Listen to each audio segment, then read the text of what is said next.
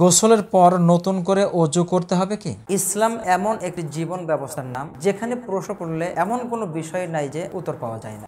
গোসলের পরে নতুন করে অজু করাটাই উত্তম, কারণ অজুর মধ্যে যে ফরজগুলো রয়েছে গোসলে সেই ফরজগুলো আদায় করা সম্ভব হয় না। তবে কেউ যদি সুন্দর করে গোসল করে, কিছু সংখ্যক ইসলামিক স্কলার এই মতটাও দিয়েছেন যে নতুন করে অজু না করলেও সলাত আদায় করা, কোরআন তেলাওয়াত করা বা যে সকল ইবাদত বন্দেগীগুলা করার ক্ষেত্রে অজু লাগে তাতে কোনো সমস্যা হবে না। অর্থাৎ নতুন করে গোসল করলে অজু না করে যদি আপনি সলাত আদায় করেন হয়ে যাবে।